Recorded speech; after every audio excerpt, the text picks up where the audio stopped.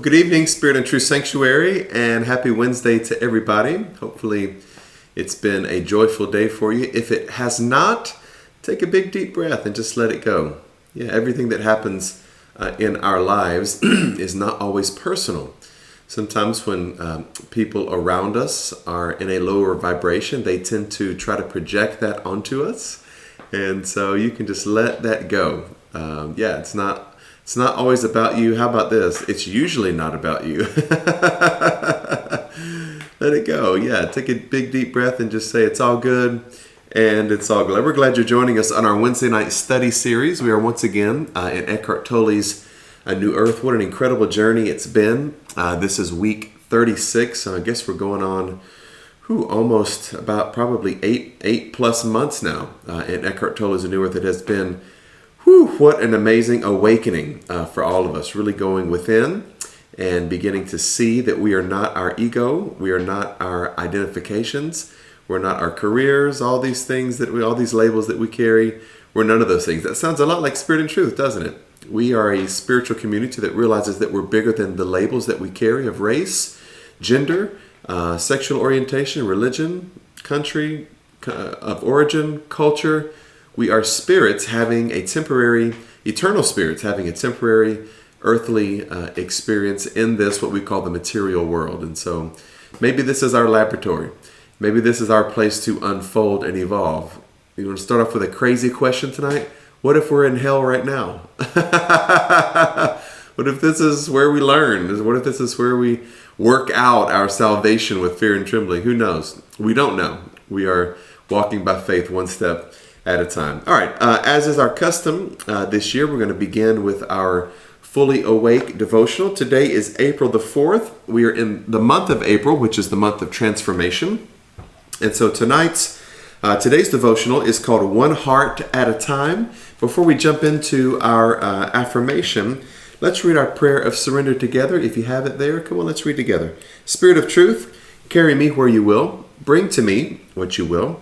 Take from me what you will. Awaken in me what you will. The Christ man is around me. The Christ mind is in me. The Christ power flows through me. And the Christ mystery exists as me. I believe it. I perceive it. And now I receive it. I am surrendered. Amen. And so it is. Again, we are in our our 1 year of devotion, Fully Awake 365. It probably should say Fully Awake 366. There's one extra day here in in February for leap year. So about every fourth year or so, we're going to do 366 days. All right, let's jump to April 5th. We're going to talk about one heart at a time. Our affirmation is this. Today, I am content to help heal the world one heart at a time. I think today's devotion is going to give some solace and comfort to all of us who feel compassion, who feel the pain of the world. We want to do something, but we don't know if we can make the impact that needs to be. We're going to start where we need to. Jesus.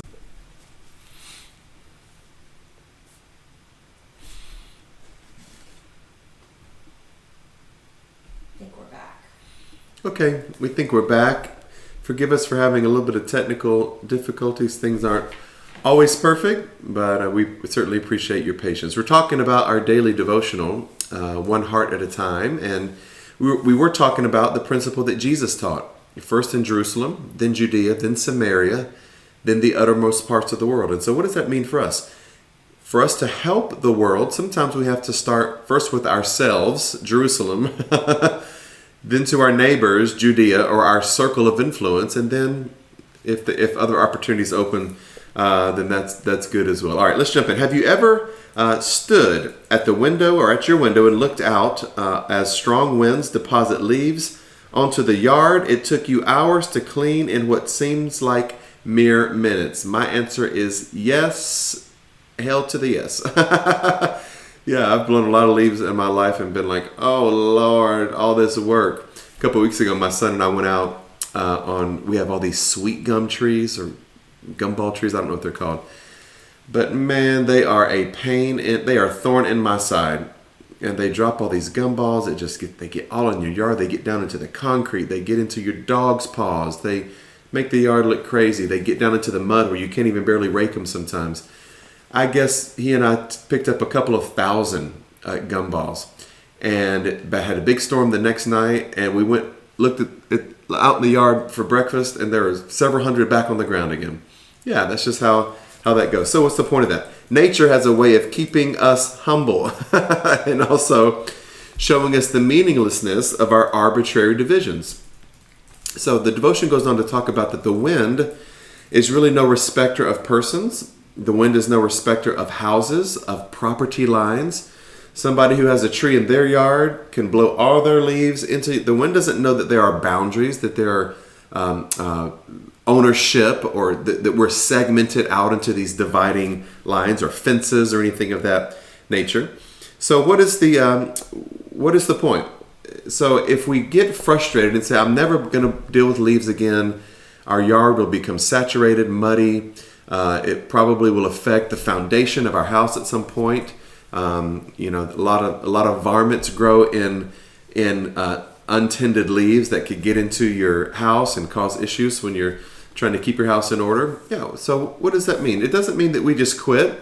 It means we do the best we can. You do the best that you can, knowing watch this. Let's relate it.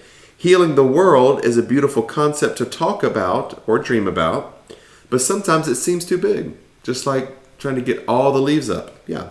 Impossible and daunting to ever achieve in reality. You remember the story of the little girl who was on the beach, and hundreds and thousands of starfish had come up and just beached themselves, and they were dying. They were basically suffocating to death and not in the water. So she was picking up one starfish at a time, and throwing them back into the ocean. And an adult walked by and said, "Little girl, there's no way you can save all of them. You can't save all of these starfish." And she picked up a starfish and she threw it in, and she said, "But I saved that one." Yeah, isn't that a beautiful story? And so maybe we can't save everybody, maybe we can't help everybody, but we can help those that God brings across our path. We can help those that we encounter on a daily basis. Of course, we have compassion for everyone, but when these overwhelming thoughts of "I can't help everyone, I'm just one person, it'll just be more of the same tomorrow" creep in, instead of putting it out of our mind totally, which is the easiest thing to do, or distracting ourselves by thinking happier thoughts, or getting bogged down by spreading yourself too thin, trying to do too much, that's good too, you can adopt this attitude. Here it is. Today, I will help those who God puts directly into my path to the best of my ability and not worry about the rest. Yeah, all you can do is the best that you can do. Help those that are open to you. Help those that God brings into your path that seemingly need a word of encouragement or a hug or compassion or a listening ear. But you can't help everybody, and you don't need to live in guilt over that. All you can do is sometimes throw a few starfish back in the ocean and let the universe, let God take care of the rest. Amen, somebody? All right, this is our closing prayer. Come on, let's read together. God of compassion, help me to put my desire to help people to the best use possible by prioritizing my time and energy where it will do the most good. Amen. And so it is. What a beautiful day of devotion. That was Pastor LaDonna's writing. She is an amazing writer.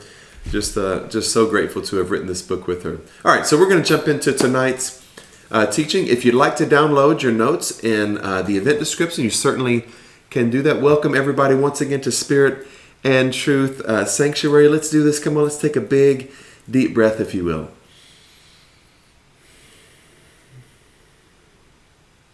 As we take and give a breath, we can smile, we can laugh, we can hold our hands a certain way, we can sit with our body in a specific posture. It all means nothing. It's all ritual, religious, dogma, catechisms, methodologies. We laugh, we cry, whatever it is. We are aware that we are divine, that we create our reality as we take and give a breath. We know that we are celebrating the beginner's mind, that faith comes by hearing, not by having heard, that we choose to be curious and inquisitive as Jesus instructed us to walk into the kingdom, refusing mastery and embracing the mystery.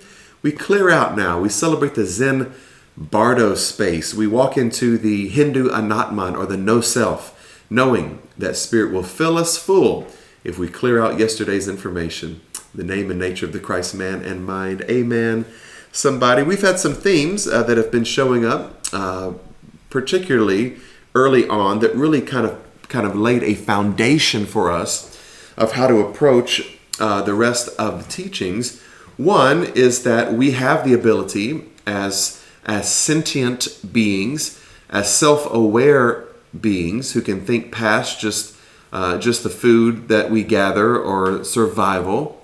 We can see behavior. We can see others in dysfunction. Hopefully we can see it in ourselves. And so the greatest achievement of mankind, according to Tolle, is that we can recognize our own insanity, which of course that recognition, that awareness becomes the groundwork. It becomes the foundation for sanity. Being able to see, to observe, to witness sometimes our own dysfunction really is the spark. It is the genesis. It is the creative point for functionality.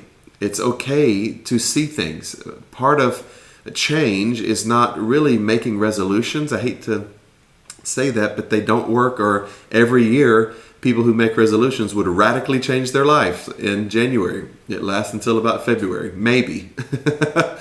Yeah, and so we can say affirmations, we can speak those things that are not as though they are, we can declare a thing, we can prophesy a thing, we can rebuke, we can, all those things are, I think they're helpful in some ways, but really the thing that is absolutely most helpful is something that works, and that is what? See it.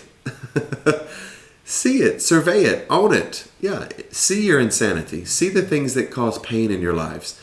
See the thing that causes dysfunction. See the thing that pushes loved ones away or that gathers people to you. Yeah, our ability to see ourselves, as Socrates would remind us, to know thyself, as Jesus and the Apostle Paul would say, to examine ourselves. Jesus said it this way: why don't you look at the plank in your own eye before you worry about somebody else's business? It's all talking about self-examination, self-actualization, self-awareness. And so in that, Tolle says, in that awareness is the seed form of change in our lives. And so we choose not to accept or embrace our insanity, but to see it and know that recognition is the beginning of sanity. We also talk about identifications. We are not our possessions. We're not our thoughts. We're not our physical form. We're not any thought form. We are the spirits capable of all these forms. Ego would tell us that we are the forms. We're the thoughts, we're the beliefs, we're the physicality, we're the geography. All of those things are passing fancies or fantasies or even projections, but we choose to build our hopes on things eternal. What is eternal? Not your body, not your beliefs. What's eternal in you is your awareness, your consciousness, your divine observance. That's the only thing that is your spirit man or mind is the only thing that is eternal. All right, last week we talked about carrying the past and how carrying the past keeps us from the present moment. We begin to foster a loyalty to our story. We begin to even cater to our pain. We become defensive when others want to take our pain away from us, or tell us that we're bigger than our story, or say things like, you're not the thing that happened to you, or all things work together for your good, or that there is some sense of redemptive quality in suffering, not God brutalizing Jesus, but in the suffering humanity, there is a potentiality for awakening. And so if we get caught up in our story, we cannot live in gratitude. We cannot see that we're not the thing that happened to us, we're the observer, and we don't have to carry that heavy pain, that heavy negative vibration with us the rest of our lives. We've been in the furnace. Come on, let's preach, but we don't smell like smoke. Okay, we've been in the lion's den, but we escaped out of it. Okay, and so if you're still in the land of the living, we should be in gratitude. Whatever that story, what if it's family pain, if you've experienced racist, some sort of discrimination or disenfranchisement, marginalization, misogyny in some ways, abuse, molestation, neglect. All of these are very painful experiences that we go through. Guess what? We are not those experiences. You're the observer of that experience, and you can give thanks for it, rise above it, and not live in the heavy pain body of that becomes cellular. It gets into our cells and causes us to be sick, or at least causes us to be alone, pushes people away from us. All right, that was last week. We're going to talk this week. This is week 36 about the individual and collective pain body. So before we start, I wanted to take a moment and talk about the importance of this concept of both the individual consciousness, so we're going to talk about pain, and the collective consciousness. And so we're going to relate it tonight to our individual pain and the collective pain of all of humanity. However, the principle of individual and collective can be applied to a lot of things. So, in our way of understanding, okay, whether it is Ralph Waldo Emerson's transcendental way of thinking, whether it is Emmett Fox, whether it is New Thought, Ancient Wisdom, Spiritual Living Centers, Universalist Unitarian Emerson ways of thinking, really Word of Faith kind of mimics those things that have been around for a long time. What does that mean? If we name it and claim it, we speak it and it becomes, we think it and it manifests, as within, so without. As a man thinks in his heart, so is he. As above, so below. On earth, as in heaven, in manifestation, as it is in imagination. All of those things are talking about the power of the mind. So, I wanted to give this little disclaimer before we get into it. So, when we look into our lives and we say, okay, what is it that I've thought, spoken, believed, chosen, and then that thing is manifested in my life, we say that there are no accidents. Our lives become a looking glass. for everyone to see what we've been thinking, choosing, entertaining, speaking, whatever. However, even though that's a very responsible way to live our lives and an incredibly mature spiritual practice or praxis, it does not always apply in all cases. What does that mean? I had someone ask me one time, "Do you understand what you're saying, that our thoughts become our reality, our emotions become our expression of life and all these things?" Sure. And I understand that I've created some things in my own life and I can own it. However, when a child is abandoned or molested or neglected or abused in some way, how did that child manifest that? Okay, so that is where we have to make a very important distinction. We have to make a juxtaposition and see disparate, dissenting arguments here, that sometimes our individual life is also becomes collateral damage by the collective consciousness. What does that mean? I try to live very consciously with the environment, with other people of other colors, races, sexes, sexual orientations, religions. I try to live my life that way. Does that mean that all the world lives that way? It does not mean that. And so in my life, okay, especially on Sunday mornings, Wednesday night, Tuesday morning, Spirit and Truth Sanctuary, we've created an environment of inclusivity, of acceptance, of integration, of diversity, of love, of coexistence, of celebration. Yes, wonderful. That is what we've created as individuals at the small collective called Spirit and Truth. However, every church is not Spirit and Truth. Every street is not Spirit and Truth. Every state, every nation. So, yes, we want to be responsible for our own creation of our lives. However, there are some things that happen to us in life that is not your fault and is not your creation. So, give yourself a break. Everything you've experienced, you did not create, you didn't manifest. However, what is your responsibility? Not to live in the resentment, the bitterness, the pain, the unforgiveness of what the collective has brought into your life. We're going to have enough individual pain.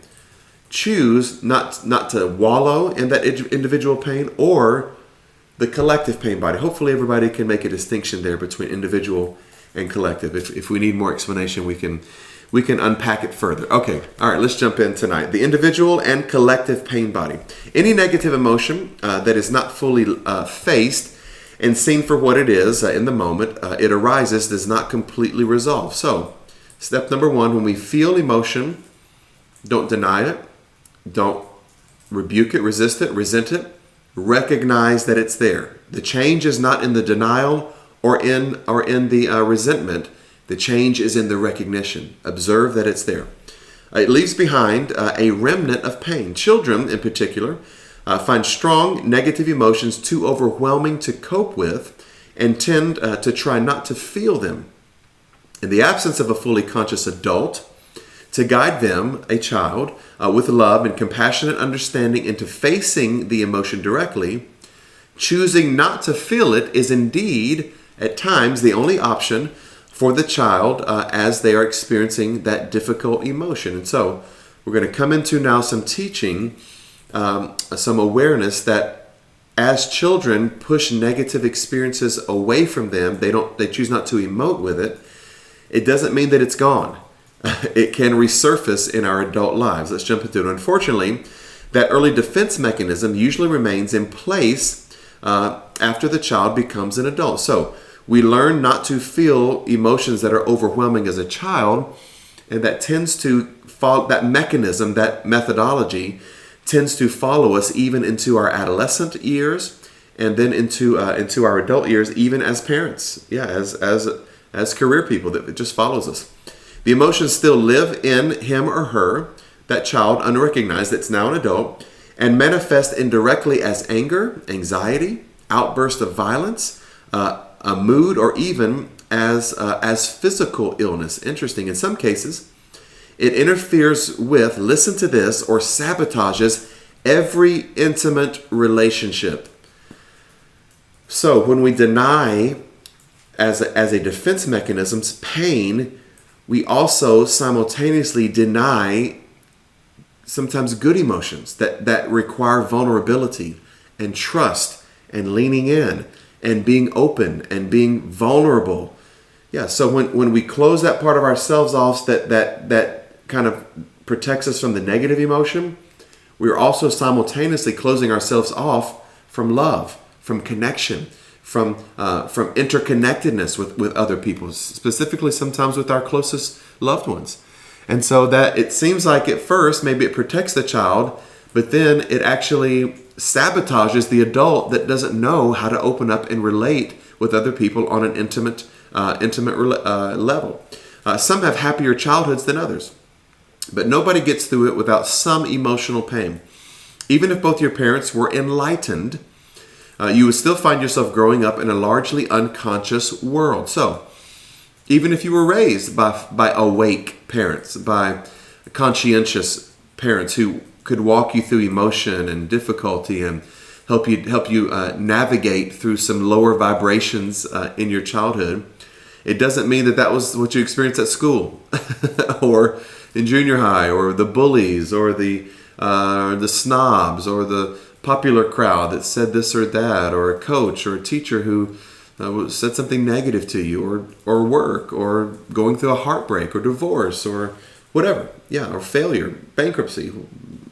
All of these things we're still not immune from them, even if we were raised in a loving home. Okay, the remnants of pain left behind, when not fully faced, still in there, accepted and let go of, join together to form an energy field that lives in the very cells of your body. Wow. It consists not just of childhood pain, but all the painful emotions added to it later in adolescence and beyond. This pain body is what we call now that pain body, the collective pain of the world and of our individual pain, however, is not just individual in nature. There it is.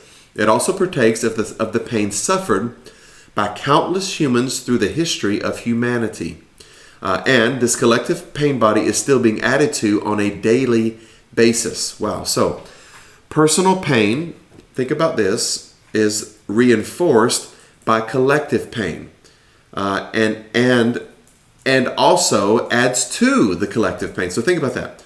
My personal pain is added to by experiencing the world's pain around me, the things I see every day that are happening in society, other nations, our nation, whatever.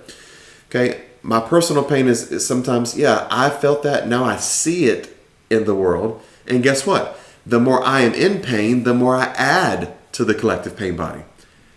The ego is the ego is a sneaky little thing, isn't it? Wow, it's very, very deceptive. And so our personal pain is both magnified by the collective pain, and then we add to the collective pain by bringing our personal pain to it. That's a lot. So let's just be aware of it. Every newborn who comes into the world already carries an emotional pain body. Doesn't mean that they're necessarily fallen in nature, but listen to how this is explained. In some, it is heavier, more dense than in others. Some babies are quite happy most of the time, while others seem to carry an enormous amount of unhappiness with them for no apparent reason. My parents didn't put up with a whole lot of that. My dad would say, either stop the crying or I'm going to give you something to cry about. There wasn't any he's just naturally a crying child that whines all the time. We're no whining allowed in my house. All right. That's just old school. They have come into this world with a heavy share of human pain. So what does that mean? We know that babies are subjected not only to their mother's emotion while they're in the womb, but to the vibrations around them. Think about this, the story in the Gospels, where Mary, the mother of Jesus, and Elizabeth, the mother of John the Baptist, were pregnant at the same time. They came into each other's presence, and the babies felt the vibration of not just, Jesus didn't just feel Elizabeth's vibration while he was in Mary's womb, he felt his cousin's vibration. The babies felt each other's vibration. So it is very incumbent upon us to be vigilant as we are pregnant with children, to watch our own emotions, our own vibration, and those that are around us. Other babies cry frequently because they can sense the emanation of their mother's or father's negative emotion, and they absorb it. Whatever the case may be, as the baby's physical body grows, so does its pain body. I'll tell you a quick story. Brandy found out she was pregnant with Micah, and we weren't really quite ready to have another baby yet. And I was a little upset at first, and I was like, wow, Esther's barely, not even walking yet. She wasn't walking yet. Oh, she was 6 months old. She was 6 months old. And so when Micah was born, she really wasn't walking. She just barely had started even trying to walk. And so I spoke to Brandy's stomach and said, Micah, forgive me right this second. I am not upset that you're here. It just wasn't the timing but you are not an accident. You are loved. You are wanted. We are going to love you and give you everything that life could possibly give to you. And so I tried to become aware immediately, not to live in the shock and surprise, and to say, no, this child, however small, it can feel it. It knows it. It senses the emotion. So look, watch this. Listen, watch this shift that we're about to make now. Interesting that Good Friday is just 2 days away. Watch the beauty of this timing right here. Have you ever wondered why the suffering body of Christ, Jesus of Nazareth, his face distorted in agony and his body bleeding from countless wounds, is such a significant image in the collective consciousness of humanity? Millions of people, particularly in medieval times, would not have related to it as deeply as they did if something within themselves had not resonated with it. If they had not unconsciously recognized it, the painful images of Jesus, as an outer representation of their own inner reality or their own pain body. Seeing Jesus in pain, recognizing I'm in pain, I'm also experiencing this hellish existence at times. They were not yet, and some are still not conscious enough to recognize this directly within themselves. But that was the beginning of humanity becoming aware of it. Interesting. Christ can be seen as an archetypal human embodying, listen to this, I love how this ends, embodying both the pain and the possibility of transcendence. I am feeling the pain. We've all been through pain. We see and witness pain around us, but there is also a possibility of transcendence. Pain and possibility. Pain and the transcendence of pain. Whew! That's some good news coming into Good Friday, coming into our Holy Week and then Easter weekend. That's some really beautiful timing tonight. Could not have been better spoken. Thank you, Eckhart Tolle, for sending us this awesome message right before Good Friday. All right, let's talk tonight. So I don't have any comments yet, but we still have plenty of time. So if anyone wants to chime in, let us know. So as you're thinking, if you'd like to comment, you certainly can. Don't feel like you have to. But Good Friday, I want to give this announcement so that everybody knows. This Friday morning, we will do our devotion at 7 a.m., as is our custom. And immediately after the devotion, we're going to have a virtual communion together. So we'll have a time of reflection about Good Friday. We'll have a time of prayer, and then receive communion together. And remember the suffering, or as we call it more modernly, or in modernity, the passion of Christ, and give thanks for the ability for us to connect to God through the story that Jesus didn't have to do it, but so many of us are glad that he did, to not just reconnect us to God, but to wash away the illusion that we were ever enemies of God. We've never been enemies with God. All right, anybody chiming in? Richard actually commented, said, not teaching a child or adult child, I think that's what he's saying, Yep. to recognize and learn how to properly cope or deal with their negative emotions only increases their unrecognized pain body that usually lead to a damaged and dysfunctional adult. We also need to teach our children, an adult child, to properly cope and deal with positive emotions as well as negative emotions. Wow. Very insightful, Richard. I'll share anecdotally something with you. I grew up with someone who had the pain of loss in their childhood, and I never really saw them talk about it much. They lost a parent as a child, and they wouldn't talk about it a lot, but they overachieved in many ways, academically, athletically, and actually embarked into a very successful career. And then all of a sudden, they went through this strong intelligent, overachieving individual went through a mental and nervous breakdown. Went berserk, had to go through therapy and a lot of regression therapy. And much of that was that emotion saying, hey, you've been ignoring us for the last 30 years. We want to talk. We want to talk about this. We want you to emote. We want you to be able to have intimate relationships. And it was very chaotic in this person's life for a season, and seems to have settled back in now with some tools as to how to handle the emotion, the memories. But think about what we go through as children. If you've lost a sibling, a loved one, a cousin, a parent, sometimes you push that down and you just kind of force your way through things and just keep walking and grinding. And we need to talk about it sometimes. We need to share our emotions. We need a safe place, a sacred space where we can talk about it. And guess what? If you push them down long enough, those emotions are going to come up when you least expect it. Wow, Richard, that's beautiful. Thank you for sharing that. Reverend David Michael said, yes to the collective race consciousness. We don't create every experience in our lives. We as adults must make the conscious choice to forgive and to love even before we feel it. Wow. That's a high vibration, Reverend David Michael. Forgive before you even feel it. I forgive you before you even say it. Yeah, I actually, David Michael, I had that. You have been involved in spiritual living centers longer than I have been.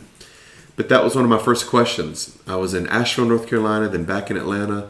And I sat with several spiritual teachers and said, okay, I understand what you're teaching about the power of the mind, but what about a child? What about an earthquake? What about a tsunami? What about neglect? What about, someone who's born with a physical handicap? And they were able to explain to me the difference between the individual creation and the collective consciousness. And so that was an important moment for me, because I was really starting to feel a lot of doubt with the message. But when I understood the disparate nature of the collective and individual consciousness, that was certainly good for me. And we forgive it all. Guess what, David Michael? We forgive racism. We forgive homophobia. We forgive religiophobia, xenophobia, misogyny. And we forgive ourselves. When Jesus was on the cross and said, Father, forgive them, that was a collective forgiveness. When we place ourselves on the cross through bad choices and lower vibration, we say, Father, forgive me. Forgive me as I've hurt others, as I've hurt my family, as I've hurt myself, and I forgive others. And so that forgiveness is collective and individual. Beautiful. Thanks, David Michael. All right, Miss Cheryl commented. Welcome back, Miss Cheryl. She's welcome back, as in on Wednesday nights. I know she had commitments that were keeping her away. This awakening in expanded consciousness does not always evolve innately. The world would be a more conscious place and space if this level of consciousness was cultivated from childhood. Yeah, isn't that an interesting dynamic, Cheryl, that it doesn't happen innately? I don't want to add to what you're saying, but I don't think we wake up by accident. Think about this, Cheryl. I love that you said that. Think about how many people we know who have been through a lot of pain, and the pain and the shaking has not produced an awakening. They just keep doing the same thing over and over again, blaming the devil, hoping for a different result, blaming God, calling it a test, talking about seasons, favor, God got mad, God's moody, pouty, whatever. Yeah. Everybody is responsible but them. And so there is potentiality for awakening with the shaking, but that doesn't mean that it always happens. Sometimes people have to be guided into it. And so there's an old adage, you can take a horse to water, but you cannot force him or her to drink. My sister talked about with every shaking there is an awakening. We probably should add to that, with every shaking there is a potential for awakening. We don't always see it. Guess what? Humanity seems to be going through the same stuff over and over again. And there are a lot of individuals who are waking up and who have been awake for a while. But the collective seems to be still asleep to some degree. And so that is true, Cheryl. It's not innate. You have to choose. It's a conscientious, intentional choice to wake up. I love it. Thanks, Cheryl. So she followed up with a comment and said, for example, schools, churches, etc., society appears to want humanity to remain limiting. Yeah. And so I know we talk a lot about that's religion that is baked into those. Yep. And I mean, I don't know, you can speak to that, but we've had those conversations that a lot of our, modern day organizations and all that, they're built out of religion. So it was religion that created that limiting view. Yeah, think about, Cheryl, where a lot of the modern day limitations of education, a lot of that does come from religious methodology. Think about the discoverers, the astronomers, the scientists that were burned at the stake because they thought differently or thought outside of the parameters of what was the normative thinking in those days. And so still doing it modern day. Yeah. And so whether that's medicine, choosing not to hold hands with homeopathic, whether that is the faith community choosing to deny that there is anything in medical science for them, whether that is the educational system choosing to force all children to learn the same way when they we all learn in different ways. Yeah, it's a very limiting, and I'm sure there are many other applications that we could have to that. That's beautiful, Cheryl. Thank you. Yummy, yummy, yummy. Look at you guys. I love it. Great discussion tonight. We're so excited that you joined with us on tonight's teaching. Hopefully we're all waking up a little bit. This is every week. It feels like we're kind of in a therapy session, going within so that we don't go without. And I'm certainly glad about that. All right, let me give some shouts out to some beautiful peoples. Love you guys so much on live stream, Facebook and YouTube tonight. Miss Rosaline Myrna, Ivy and Margie. Sheila, Emma, Callie, Doreen. I got to see Doreen yesterday. Hey, Doreen Penton. Donald, Dinah, and Brandon Garrett. Wonderful. Got to see Elaine Jeffries yesterday. Taria. Reverend John Scott, welcome tonight. Good to see you, Reverend Scott. Irma, Reverend Nicholas O'Rourke. What you mean? What you mean, Representative O'Rourke? Cheryl, Glenna, Roberta, Esther, Dr. Ray Madison. Hello, lovely family. Happy, wholesome wellness, warm-hearted Wednesday. Look at you, giving us a blessing. Dr. Ray Josephine, Pastor Don, Ethel, Ben and Vicky Mullins, Billy, Pastor Fred. Hello, everyone. How are you wearing your greatness? Ooh, look at Fred, talking a little shift. I like when you talk some shift, Fred. Fred's wearing his greatness because them triceps getting big. We see it through your coat, Fred. What you mean? I told somebody the other day, Fred Hayes is gaining muscle at 167 years old. Can you believe that? Look at it. He's a modern miracle. Love you, Fred. We hurt the ones we love. Jason, Maud, Randy, Jen, Pastor LaDonna, Terry, hey, Teresa Salcedo, Laverne, Sylvia Garrett. Love you, Miss Sylvia Garrett, so much. Terry, Pastor Gloria and Howard, Josephine, Richard Copeland, and Reverend David Michael. Thank you guys for joining us tonight.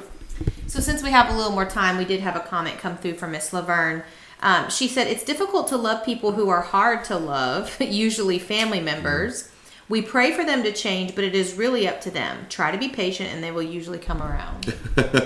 Laverne, that reminds me of an old joke, and that is, how do porcupines mate? And the punchline is, very carefully. Yeah, they have porcupines have all these spines, and they want to be close, but here it is, all their pain, all their past, all their defense mechanisms, all their anger, all their being closed off makes it difficult to get close to. And so that's kind of what you're talking about there, Miss Laverne, is that some people are hard to love, not because they're not worthy, not because they're not created by a loving source, but because they have not dealt with their heavy pain body, and they're carrying that pain that is keeping them really kind of trapped in the inability to create close and intimate relationships. And so every time that you speak to them, all you experience is their pain, and it just becomes something that you don't want to be around. And that's not for us to fix for everybody. Yeah, and you can't force ourselves to be around people with heavy pain bodies. It takes a very, very strong spiritual person to constantly be around somebody with a heavy pain body and it not to rub off on you. or to become resentful of that person. I'm working on it. I'm working through it, Laverne. Thank you so much. That's a great comment. I think that's it. All right, so just last quick announcement. Once again, this Friday, 7 a.m., our devotion at 7. About 7:10 or so, we're going to celebrate Good Friday together. We'll pray together. We'll receive communion. Try to get we'll send you an email out and give you a reminder. But try to have you some ritualistic elements there, some water or wine or Sprite or a cracker or a peanut or whatever. Or just do it with us in spirit. But we look forward to celebrating Good Friday with you this Friday at 7 a.m. Let's read our closing affirmation tonight as we are being dismissed. Tonight, I am willing to recognize dysfunction. If suffering is the normal state of humanity, I do not wish to be normal. If I've created God in my image, I will surrender to the truth that I am made in God's image. Wow, that causes a lot of collective pain body, doesn't it? I am neither an external physical form nor any internal thought form. I am a spiritual being capable of experiencing physical form and the observing presence, open to considering a diversity of thoughts. My present thoughts do not reflect my eternal capacity. Woo! My potential for awakening to self and spiritual transformation are endless. Amen. And so it is. We love you guys. Enjoy the rest of your evening. We'll see you Friday morning at 7 a.m.